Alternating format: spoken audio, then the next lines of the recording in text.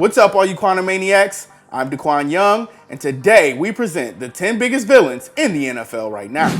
Don't forget to subscribe to TPS and make sure you hit the bell and turn on our notifications and join the notification squad. And don't forget to leave your video ideas down in the comment section below. We're looking and we'll give you a shout out in the video if we use it. And a big shout out to Bryan Tann for suggesting this video idea to us. You either die a hero or live long enough to see yourself become the villain. Famous words of Harvey Dent in The Dark Knight. You either die a hero or you live long enough to see yourself become the villain. In the NFL, we've seen so many notable figures from players to owners to the league office end up becoming the ultimate villain, no matter what they've accomplished on and off the field. These NFL figures are often viewed as the evil bad guy. Number 10, Dean Spanos. The LA Chargers owner was unable to secure a new stadium that would have kept the team in San Diego. Like every other owner that ends up relocating his club, Spanos pretty much voiced confidence to his fans that the team would stay where they are. But when all was said and done, Spanos decided to relocate the franchise to LA for the 2017 season. And the city of San Diego, home of the organization from 1961 to 2016, was at a loss for words. He really didn't do his best to keep them in San Diego either. It felt as though he just wanted to move the team to LA all along. In an interview with Ryan Seacrest, he acknowledged the fact that he was viewed as a fan in San Diego. He gave up on a city and moved the Chargers to a city that isn't exactly keen on football. A city where there seems to be more away team fans for home games than Chargers supporters. San Diego stood by the Chargers for over half a century. Spanos just didn't care. And of course he didn't.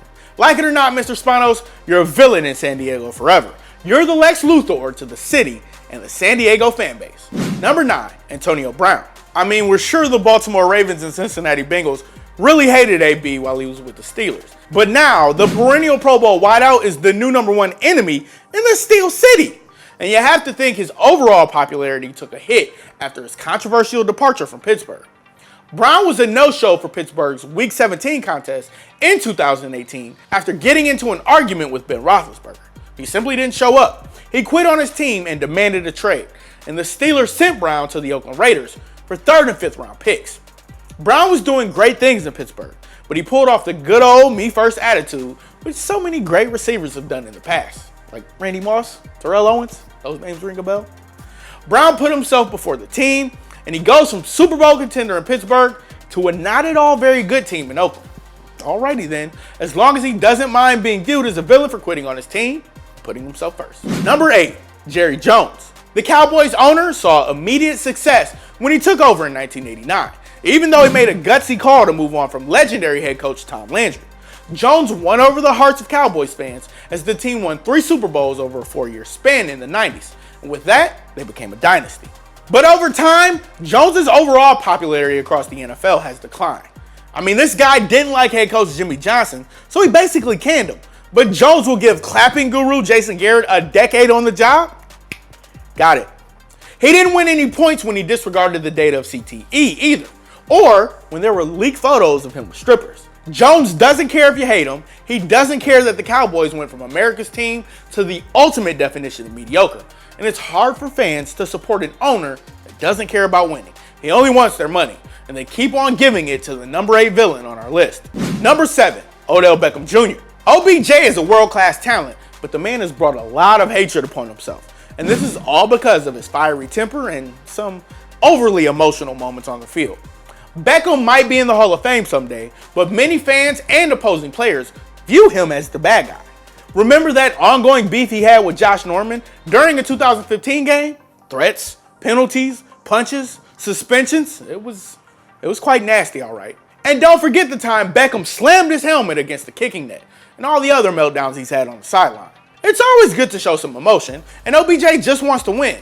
But some fans just have problems cheering for a guy that can't keep himself under control. Perhaps that's why the Giants made the shocking decision to trade him to the Cleveland Browns in the 2019 offseason. Number 6, Tom Brady. There are 2 kinds of people in this world. People who love Tom Brady and people who hate him. There's no in between. And it's easy to love a 6-time Super Bowl champion, 3-time MVP, and a pure winner.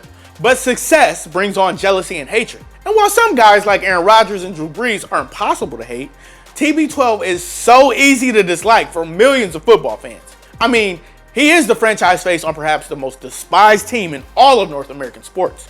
Some accuse Brady of getting special treatment from referees, and that he's the reason why opposing defenses can barely touch a quarterback without getting penalized. And then there was the whole Deflategate scandal, which Brady was allegedly involved in. And then there's him getting into screaming matches with referees or his own coaches or players. And then there are those who just thinks he gets too much credit in the Bill Belichick system. Brady is actually a great guy off the field, and most of his opponents have nothing but respect for the guy.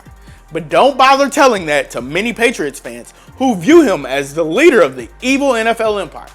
Oh, and people are simply jealous that he's married to a supermodel. I'm kind of jealous. Stop living a perfect life, Tom. It's making people hate you.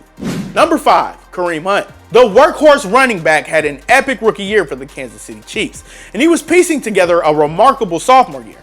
But that all came crashing down in November of 2018 when TMZ put out a video of Hunt kicking a woman at a Cleveland hotel in February of that year. The Chiefs then released Hunt, and he would sign with the Cleveland Browns in the 2019 offseason. He was handed an 8-game suspension to start the season, and he has since done everything in his power to fix his reputation. Hunt went on ESPN and apologized for the incident and got baptized in the offseason so that he could be reborn, as he put it. Hopefully, he learns from this and doesn't do anything heinous again. But that one incident was all it took for Kareem Hunt to become one of the biggest villains in the NFL world. Number 4, Tyreek Hill. Now, he may be the fastest wide receiver in the NFL, but Tyreek Hill is also probably the most hated. And it all stems from his troubles off the field. While in college, he was arrested in December of 2014 for viciously attacking his 20-year-old girlfriend.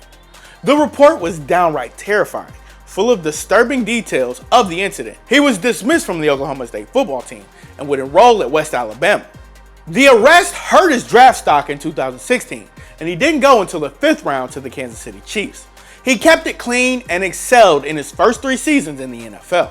But then he got into trouble again during the 2019 offseason.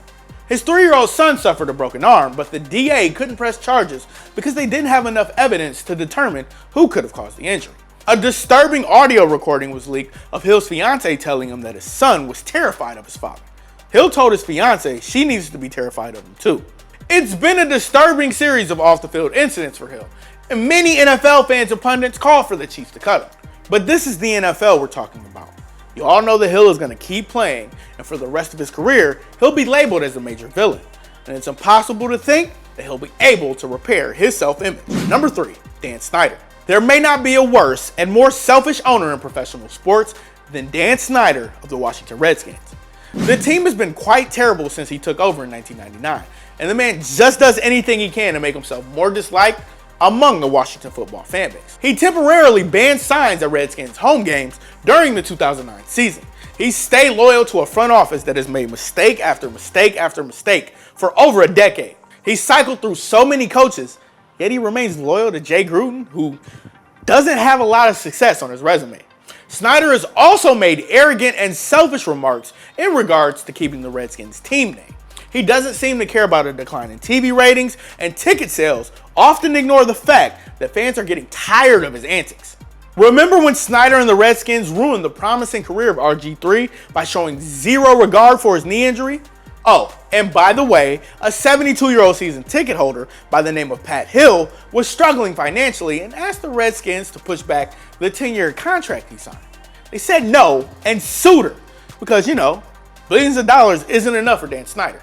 You don't even have to be a Redskins fan to dislike Snyder. He's made himself the rich and evil NFL villainous owner, and he really just doesn't care. Number 2, Vontaze Burfict.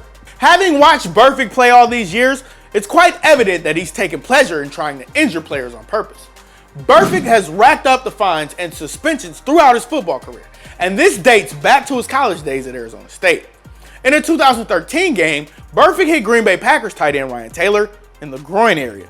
He also made headlines for grabbing the ankles of Cam Newton and Greg Olsen during a 2014 game.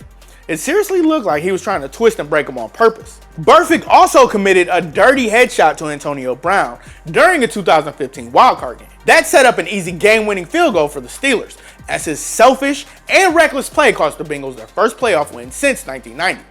There was an incident in a 2016 game where he stomped on Patriots running back LeGarrette Blount. earning him a $75,000 fine.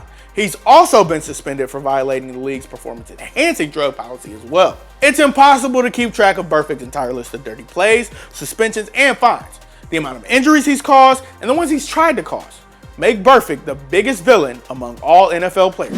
Number 1, Roger Goodell. At the end of the day, many of the biggest problems concerning the NFL stem from the actions or lack thereof of the commissioner. Why are there so many villains in the NFL right now? Because the commissioner hasn't put his foot down when he's had the chance. He continues to let guys like Hill, Hunt, and Burfict play despite their many awful acts on the field and off the field. He's the one who barely punishes players for their actions and the teams for their cheating scandals. He allows owners like Snyder to pull off slimy stunts. He allows the NFL to have a bad reputation because he doesn't worry about all the issues surrounding the league. And it doesn't help that Goodell and the NFL haven't done much to focus on player safety. Where's the league's concern about CTE data and its studies? On the field, there have been many officiating errors, and it only took the league 10 years too long to implement the new pass interference rules. Why did they wait until it cost the Saints a playoff game before deciding to do so? NFL writer Peter King ran a poll before the 2018 season and asked fans if they approve of Goodell's job. More than 28,000 took part, and 79% voted no. The good news is that the NFL owners support Goodell 100%, so he's not going anywhere. But like Goodell, many NFL owners are also classified as villains. So if you hate the NFL or have problems with this product, you can point the finger at the commissioner. He's the one who's let so many things get out of control without really trying to fix it. Who do you think is the biggest villain in the NFL right now? Join us in the comment section below. If you like this video and learned a thing or two, clicking the like button helps us out a ton, and we truly appreciate it. If this is your first time coming around to TPS though, subscribing is a great idea because we put out videos like this every single day. But as always, thanks for watching, and we'll see you guys next time.